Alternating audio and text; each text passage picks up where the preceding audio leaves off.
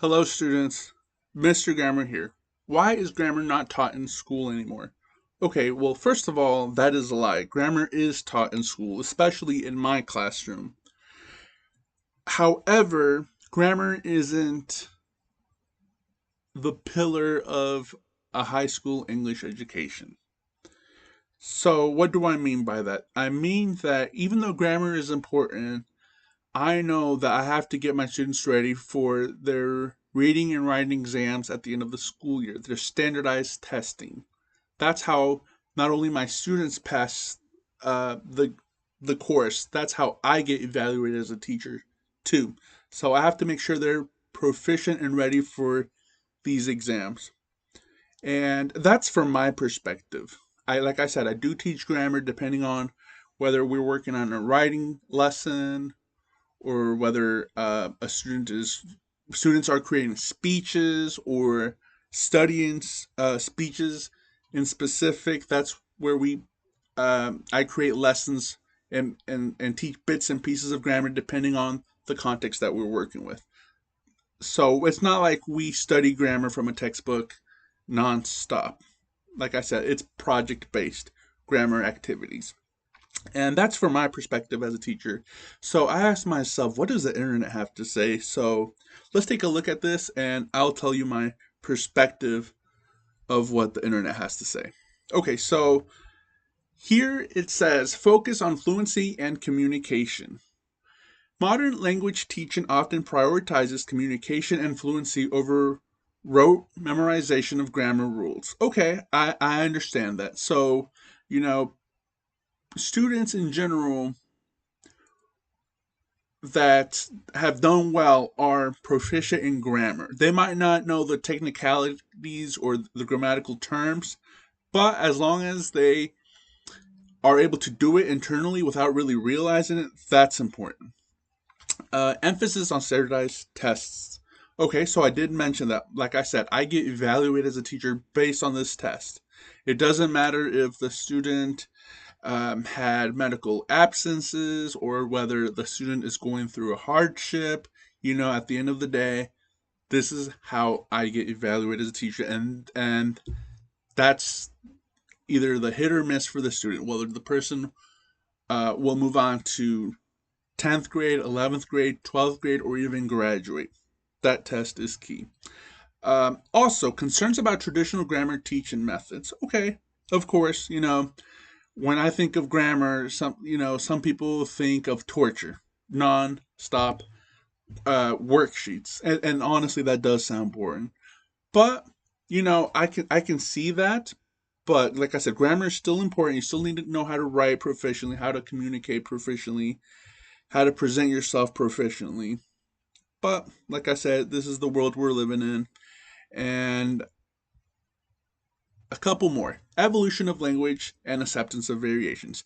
Language evolves, and there's a growing recognition that diverse linguistic expressions and informal usages are valid.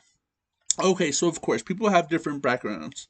So whether you're from the north, south, the Bay Area, whether you're a foreign student, languages are continually evolving, and the way someone talks at home or within the community might not be the same the way we do in school. So we have to acknowledge that, and that's okay. I respect that. If a student has a certain accent or speaks a certain way, obviously I'm in no place to criticize him or her.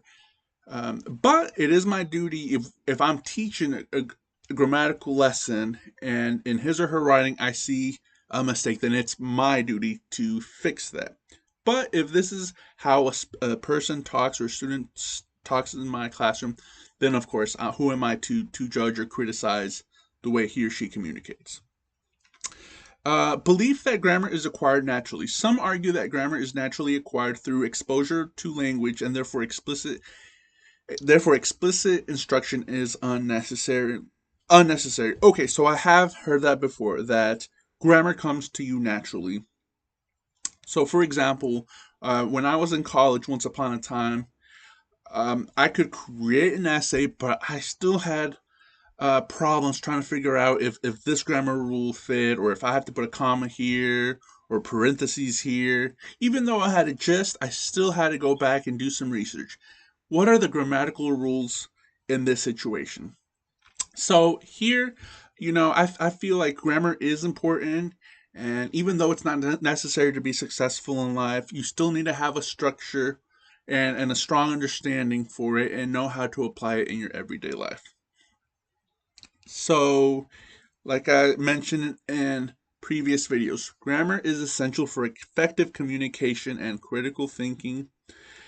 Let's see. Research suggests that grammar instruction can be beneficial when integrated into authentic reading and writing skills. Okay, so as I mentioned, I do incorporate grammatical lessons uh, throughout the course. And if I'm teaching how to write quotes, or how to quote something specifically, or how to uh, put commas in a sentence, and how to prevent comma splices, then if a student makes a mistake in that specific target area, then it's my duty to help this person fix the mistakes. And let's see, there's a move toward more engaging and contextualized grammar teaching methods, including interactive activities, technology integration, and using mentor text. So yes, like I said, grammar can sound torturous sometimes for students, but at the end of the day, it's still important. You don't need to lose your sleep if you're struggling with a grammatical concept. Okay, you still have to learn it, but at the end of the day, it's not the end of the world. Okay, so in conclusion, grammar instruction in schools is not entirely absent, but the approach has changed.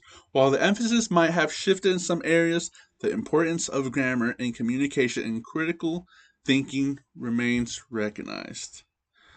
Okay, so all in all, grammar is important, and if you don't understand it today, then study it so you can learn it tomorrow. Mr. Grammar, thank you.